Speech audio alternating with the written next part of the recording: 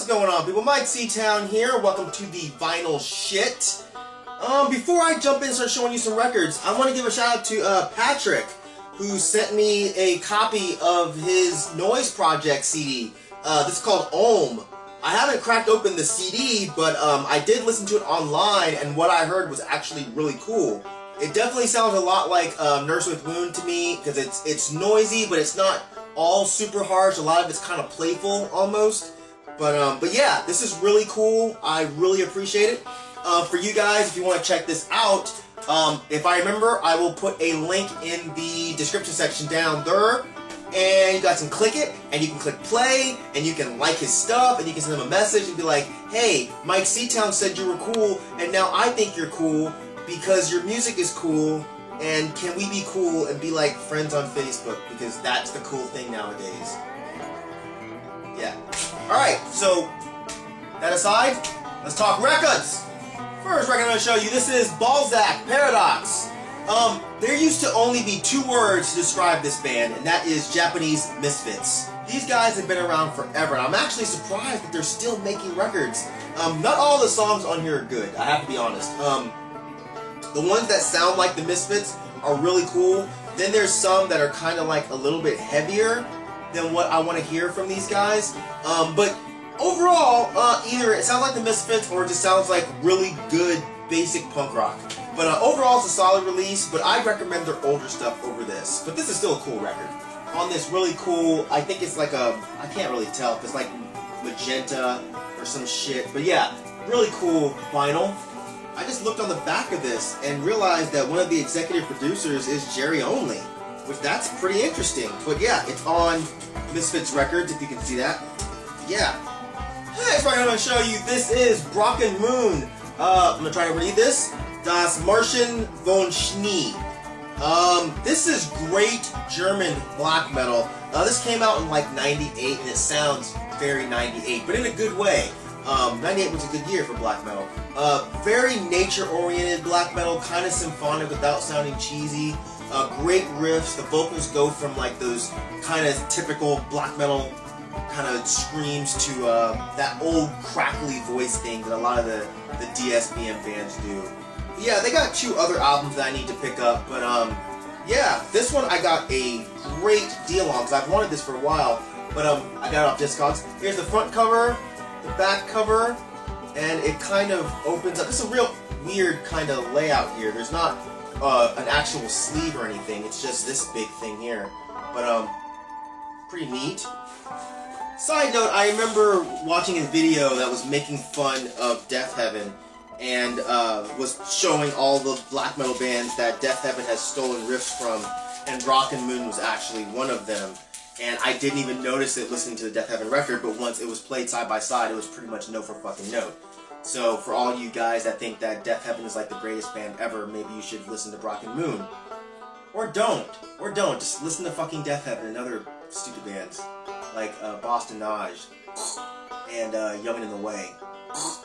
Listen to that crap. Moving on. Next we're going to show you, this is The Difference Machine, the psychedelic sounds of The Difference Machine. This is a local Atlanta hip-hop group. Experimental and airy hip-hop with some really cool psychedelic rock samples. It's really done very, very well. They would have fit right in with stuff like with Anacon and Jux, or even Raucous back in the day. Like, this is really, really dope shit, and I'm proud to say these guys are from Atlanta. I'm actually seeing them tomorrow night with Algiers, so that's going to be fucking exciting. But yeah, if you find this record somewhere, I think it's pretty limited, but you can probably still get it from their Bandcamp. Get it. It's dope. Next record I'm going to show you, this is Missfirming.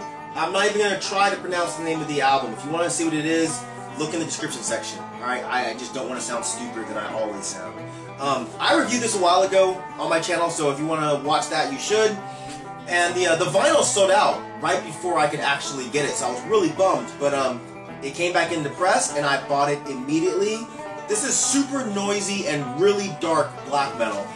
Really well played, really well laid out, some great musicianship on here. I think if you like bands like Thaw and Thanafaxith, I think you should really give this a shot because it's excellent, absolutely excellent. And thank you, Dave Main, for letting me know that this was being repressed, because I probably would have missed it without him. But yeah, here's the front cover, back cover, inside cover. Comes with this cool lyric sheet and this cool picture of the band that seems to be headless. It's on this really nice red vinyl, thick red vinyl.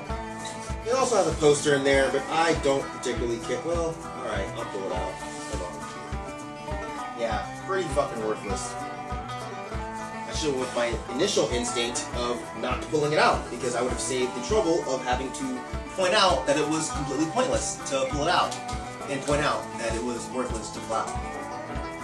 Worthless to pull out. Ladies, don't ever let a man tell you that it's worthless to pull out. I don't know what the fuck I'm talking about. Anyways. Next, I'm going to show you, this is My Bloody Valentine, MBV. What's to say about this, man? Great comeback record from My Bloody Valentine.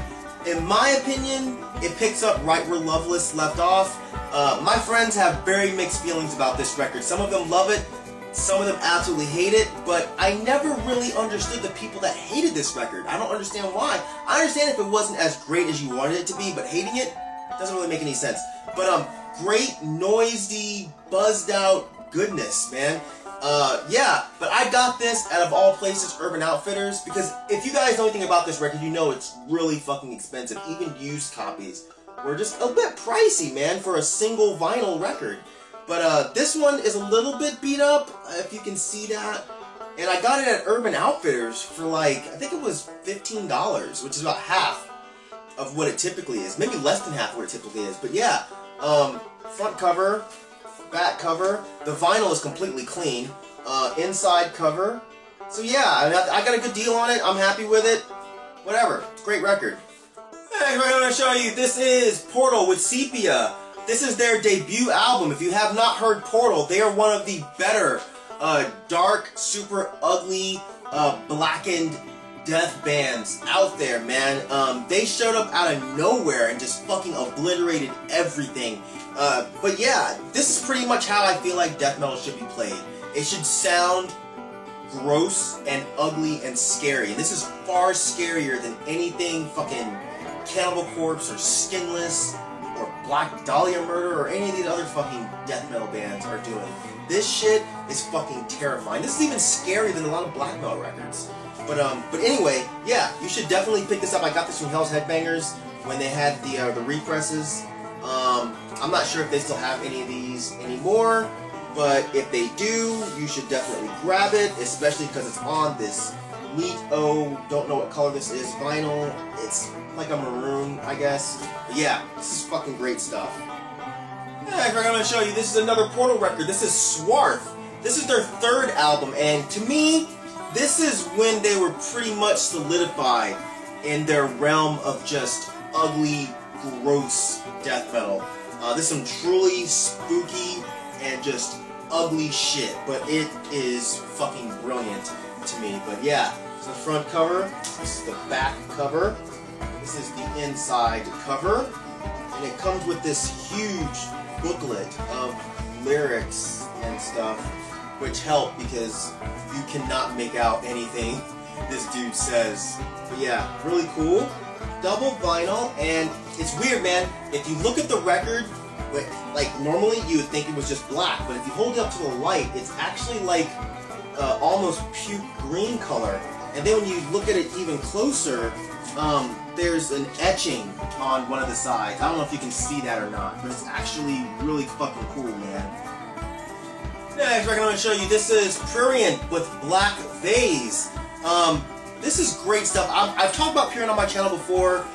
Great noise, harsh noise for the most part, but this is back when he was really doing harsh power electronics. It wasn't as much atmosphere back then. It was just more straightforward noise. But this is a fantastic record. Yeah, if you don't know Prurient, it's Dominic Furno, who also does the black metal band Ashpool. He actually does a whole shit ton of bands, and I think a lot of people got put onto him because he had a short stint in Cold Cave playing keys. But yeah, he's a pretty interesting dude, man. He does a lot of really cool stuff, but Prurient is definitely my favorite of his projects. I actually saw him live a couple weeks back with Godflesh, and it was a great show for Prurient. I don't really care for Godflesh anymore, but yeah, it's an awesome show. If they're coming to your town, make sure you go and see them. I also met one of my viewers, Sam Sonite, there, who was really cool. So what's up, Sam? But yeah, Prurient, good shit. Next record I'm going to show you, this is another Prurient record. This is Atom Tied to Stone. More harsh noise. There's really not too much to really talk about with this. This one has some kind of interesting instrumentation on there. Some of it even has some kind of like rhythmic textures in it, a la Throbbing Gristle maybe. But it's still some pretty harsh and unsettling stuff. So if you like noise, get some Prurient in your life. I think you'll be happy about that, buddy. And the last record I'm going to show you in this edition of the Vinyl Shit. This is Tom Rapp with Star Dancer. Tom Rapp is the absolute genius behind Pearls Before Swine, who is a great psychedelic folk band from the, oh god, the 60s, right? Late 60s, early 70s, something like that. Absolutely fantastic stuff. And this is, it's his solo project, which is not very much different from Pearls Before Swine, but this guy has such a way with melody, and his songs are just so fluid and just beautiful to me. And this one has maybe a little bit more piano than Pearls Before Swine did, and it's not quite as dark, but it's still just some absolutely amazing stuff. So yeah, if you like psychedelic folk, like really psychedelic folk, like Perry Leopold or Incredible String Band, like 5,000 Spirits era, or Hangman's Beautiful Daughter era, I can't think of anybody else right now, Dando Shaft, stuff like that, then I think you should really give this guy a shot. I'm telling you, he's an absolute genius. This record I got at a record show. It's a bit beat up. I think it's not very easy to come by any of this stuff in good condition, Tom Rapp or Pearls Before Swine stuff. But if you do see something of his or theirs, grab it up, man. This stuff is absolutely fantastic. And even though the cover is beat up a little bit, the vinyl is totally clean, and that's really what I care about. And I said before, I kind of think it's cool when old records like this look like they've been through hell. As long as they're not completely destroyed, but it looks like they've been worn, you know, because it's an old record, and who wants an old record that looks brand spanking fucking new, man? Maybe it's just me, but yeah, I think, whatever. I like shit to be beat up a little bit. You know what I'm saying? I like my records beat up. I like my friends beat up. I like my... No, I'm not... Oh, I almost went really way too far with that. We're gonna end this shit right now because I'm out there, man. I'm out there sipping on some fucking whiskey and tea, some whisk tea, if you will, out my fucking Yoda cup. You know, drunk you will be. Fucked up, you will act. Yeah, that's it for this edition of the Vinyl Shit. You know how we do. Thank you for living, thank you for loving, thank you for being you. And I will see you guys very soon. Alright? Peace, bitches!